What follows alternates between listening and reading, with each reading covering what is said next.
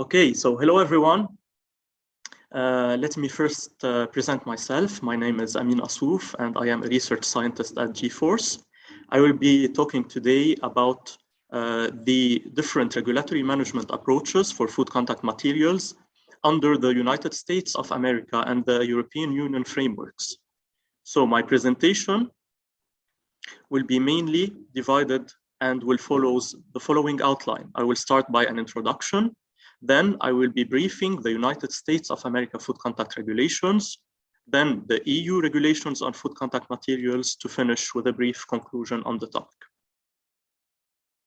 So as Professor Dominic started by the introductory presentation on this topic, I would like to introduce my presentation by the terminology that is normally used in this field. In fact, based on the jurisdictions, we can find different terminologies used. Let's say we will be hearing of food contact articles, food contact materials, food packaging, food contact substances, food contact chemicals. So if we want to go in classifying those terminologies, let's say in a general way, and then based on the EU and the USA framework, we will be defining and we will be detailing the exact definitions. So normally a food contact article could be any food contact material coming into contact with food, going from packaging to cutlery to other food processing equipments. These food contact articles will mainly be formed by food contact materials like plastics, metals and alloys, paperboard, glass, varnishes, coating, adhesives, etc. And these food contact materials are constituted of food contact chemicals or substances like polymers, oligomers, some residual monomers, some intentionally added substances or additives, like in the case of plastics, pigments, other starting substances and production aids. And of course, as Professor Dominic stated and introduced, non-intentionally added substances, NIAS, like impurities or reaction and degradation products that can be found in the final product and present a huge hazard to food in contact. In fact, the production of food contact materials goes or starts with the producers of starting substances, then to the producers of food contact materials to be used by food industries and eventually arrive to the consumers. Different international food regulatory jurisdictions have different regulatory measures governing contact between foodstuff and food contact materials, and stakeholders are required to comply with these all along the production chain. So these food contact regulatory measures or regulations are mainly or normally constituted first of some general requirements, then some lists, which are called positive lists of permitted substances to be used with their corresponding limitations and restrictions, and in the case of EU and FDA, migration or extraction tests to be performed in order to prove the compliance of those food contact materials and the framework of those regulations. Let's start directly by the food contact materials legislation in the United States of America, which is handled by the Food and Drug Administration, the FDA. According to the US FDA, we can find the following definitions, starting by food contact substance, FCS, which is defined as any substance intended for use as a component of materials used in manufacturing, packing, packaging, transporting, or holding food, if such use is not intended to have a technical effect in the food itself. Then we can go for a higher level of definition, which is the food contact material, which is made with the food contact substance with other substances. It is often a mixture, such as the case of plastics, which are formed by the polymer with additives. And then we can go for the food contact articles, which are the finished packaging or the finished article.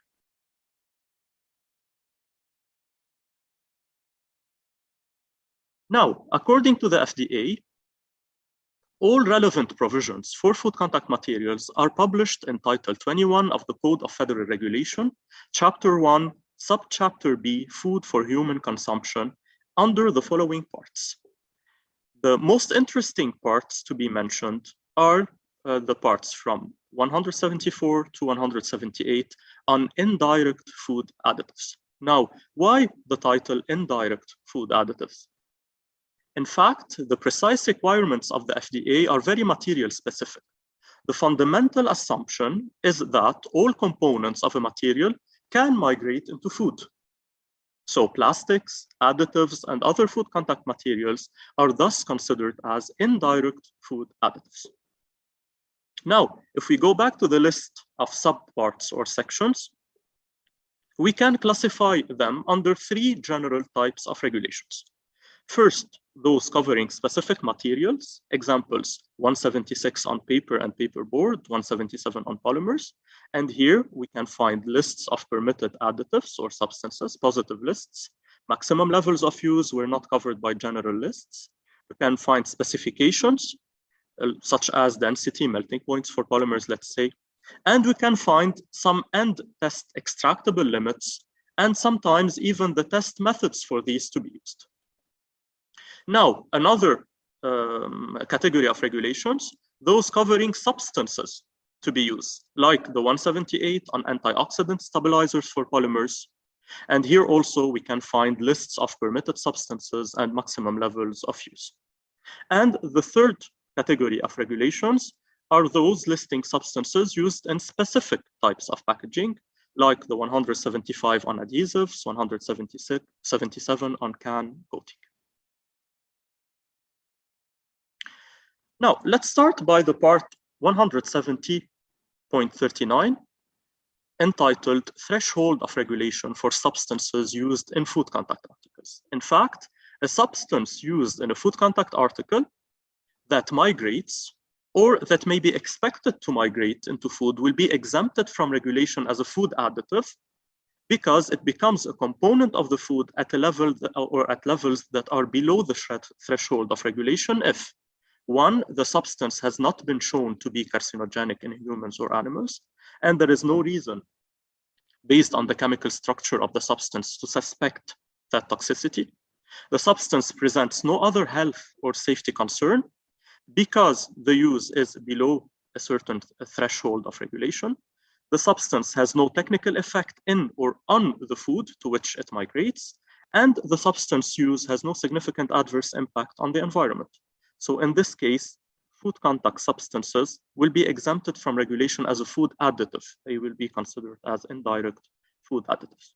Now, if we directly go to the part 174, which encloses the general requirements for indirect food additives, we can see that the quantity of any food additive or any substance that may be added to food as a result of its use in articles that contact food shall not exceed any prescribed limitation as stated by the FDA regulation and shall not be intended to accomplish any physical or technical effect in the food itself.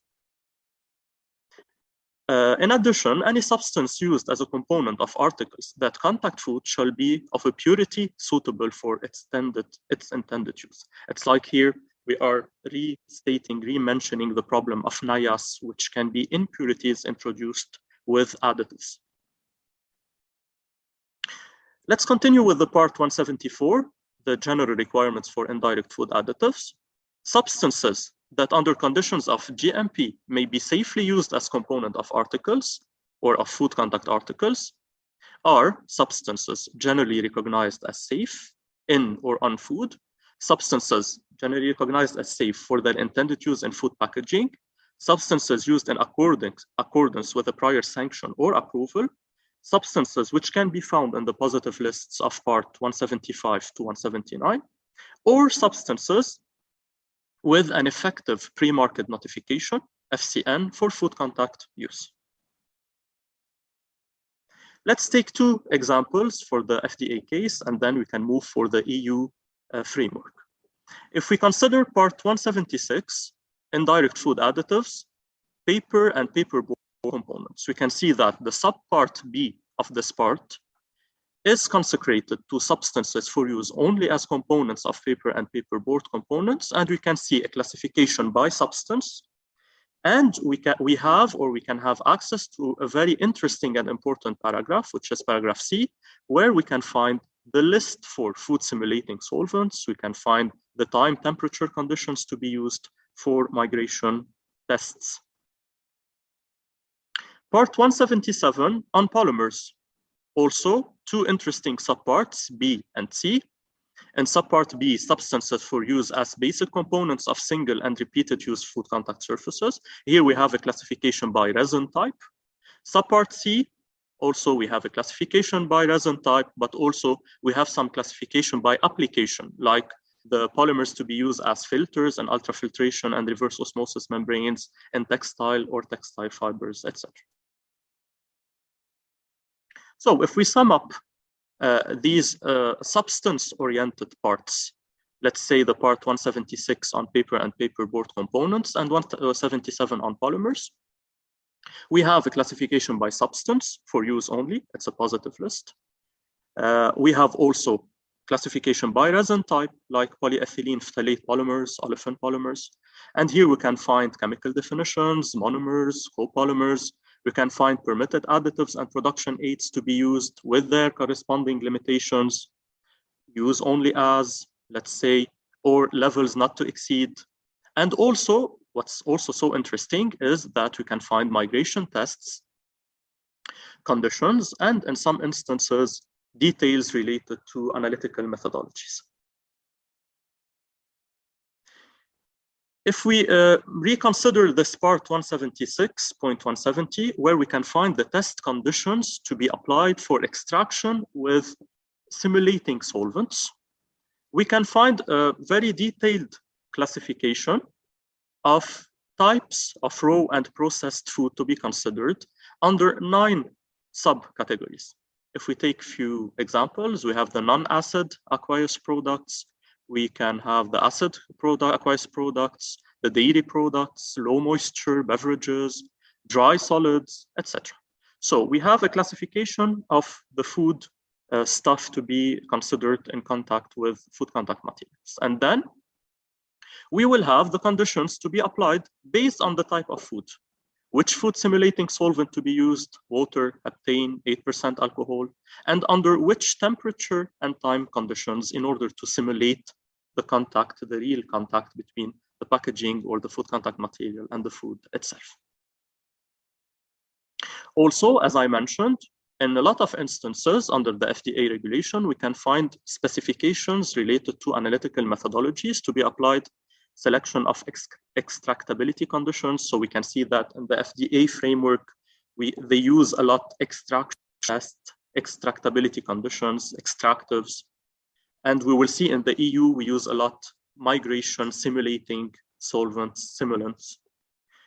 So we can find also food simulating solvents, the selection of test methods, some equipments, procedures, how to select samples, how to determine the amount of extractives, and finally, to be able to compare to maximum permissible limits, let's say in milligram per square inch of food contact surface.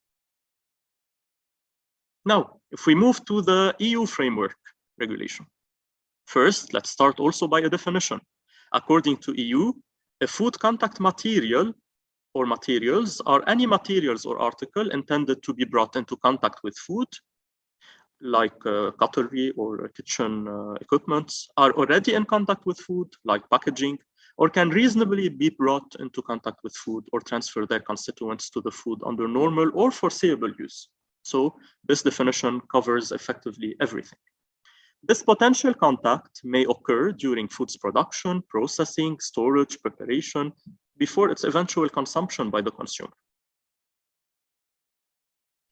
The EU Food Contact Regulation Framework starts by a framework regulation, the very well-known EC 1935/2004, on materials and articles intended to come into contact with food.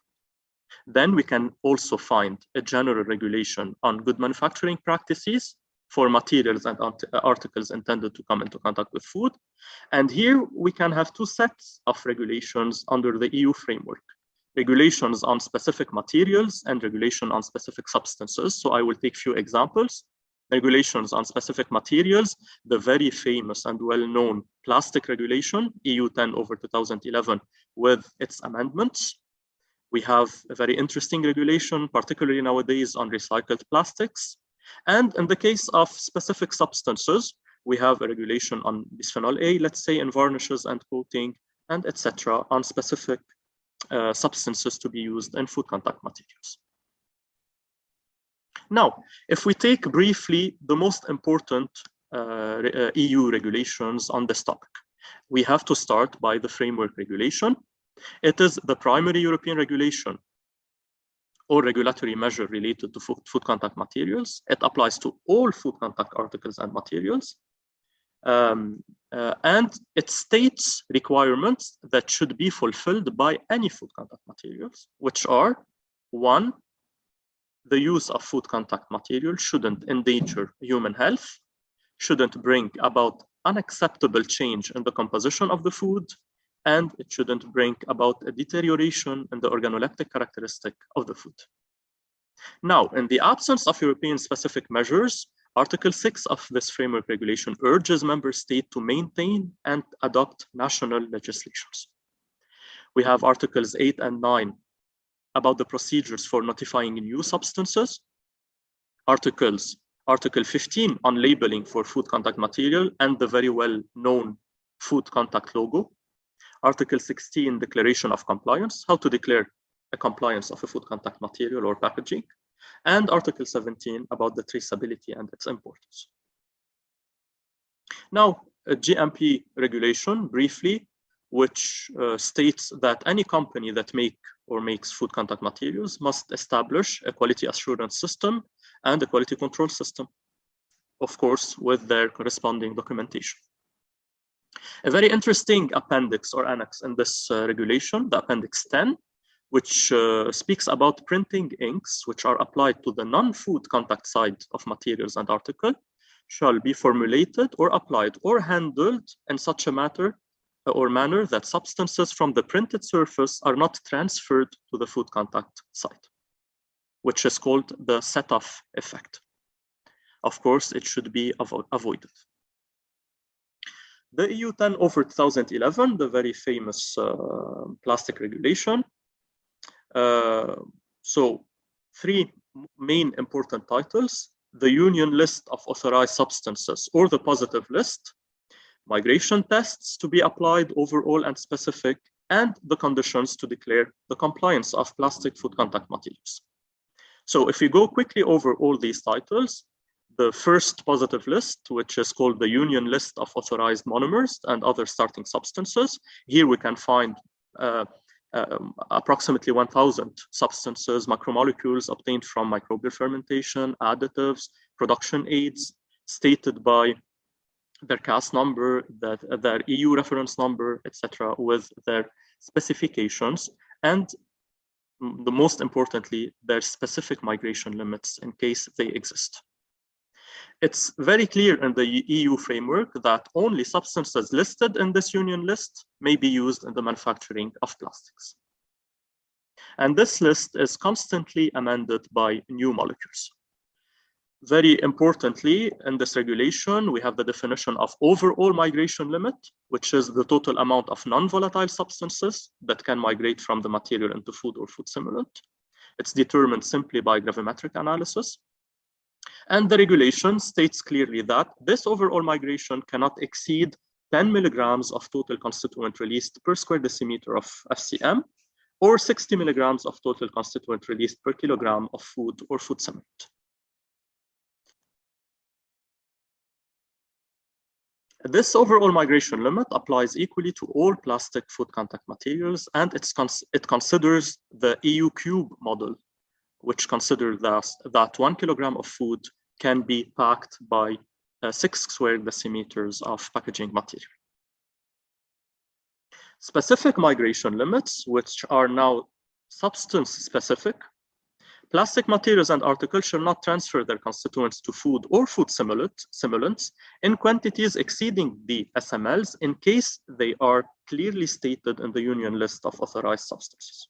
We can notice that we have a lot of instances, a lot of cases where no specific migration limits are stated. So in this case, a generic specific migration limit or the generic specific migration limit of 60 milligram per kilogram of food shall apply, and EFSA is undergoing constant reassessment of all these substances in order to provide specific migration limits or at least some classification under general families with general specific migration limits. Also, this regulation states the experimental conditions in order to apply migration tests, how to perform migration tests on plastic materials. So we have a list of food simulants in order to be used or that can be used. So you noticed we employed the term food simulants frequently during this presentation. So these are solvents or mixture of solvents that can simulate the food in order to get rid of the complexity of the real food stuff when doing the analytical chemistry or applying the analytical chemistry methodology. So we have a list of food simulants. We have also correspondence between the food simulant and the food. Let's say here, if we take the example of beverages, non-alcoholic beverages or alcoholic beverage, we can see that the regulation states that food simulant B and C should be used. In case we have an asterisk, we can see that some correction factors should be applied, let's say, when using food simulant B or other kinds of food simulants. So as you can see, we have food simulants for acidic food stuff, for dry food stuff, for fatty hydrophobic food stuff, etc.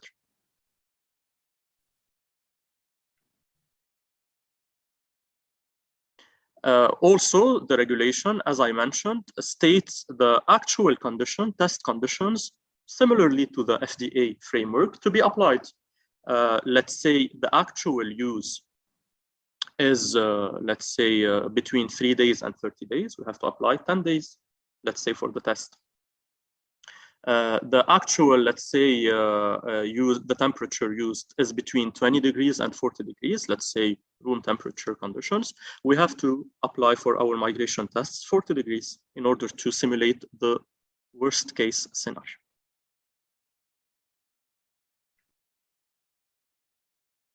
In the case of overall migration tests, also we have very clear specifications based on the EU regulation. Let's say what's interesting to be mentioned, any long-term storage at room temperature or below should be simulated by a test or an accelerated testing conditions for 10 days at 40 degrees. So in order to summarize and do a brief recap, what do you need to check and measure to prove the compliance of a plastic food contact materials with the EU regulation? You have to ensure that all your monomers and additives are listed either in the regulation 10/2011 or on the provisional positive list. You have to show compliance with overall migration limits, with specific migration limits in case they exist, or residual quantities defined as QAs or QAMs in the EU framework for monomers.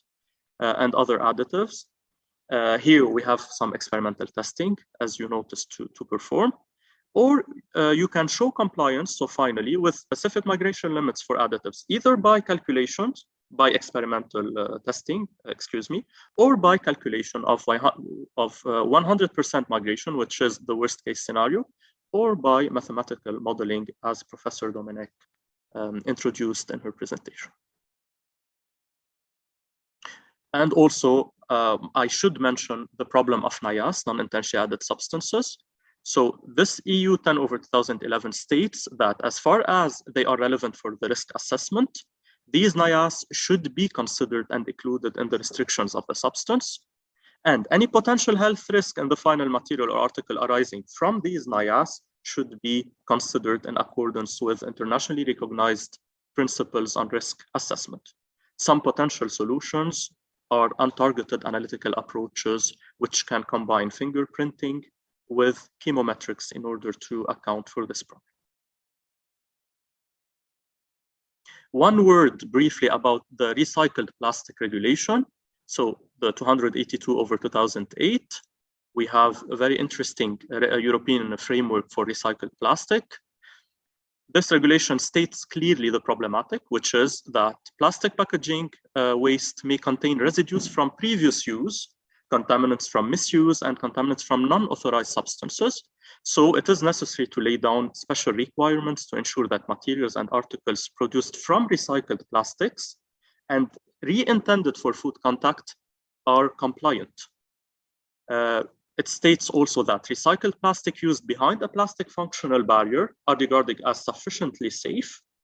Certain types of materials and article manufactured with recycled plastic may only be suitable for contact with specified types of food under certain conditions. And in Article 4, we can find the conditions for the authorization of a new recycling process to be handled by EFSA. As a conclusion, so we can see that just by presenting the major two frameworks or regulatory frameworks related to food contact materials, which are the FDA and EU, we can say that we have some disparities. We have a heterogeneous regulatory environment related to food contact materials. So we presented here some very explicit and detailed regulations. However, we can find that in other instances and other jurisdictions, we don't have regulations related to food contact materials, or they are still very brief on this topic. So this remains a challenging area to regulate, specifically for developing countries. And thank you for your attention.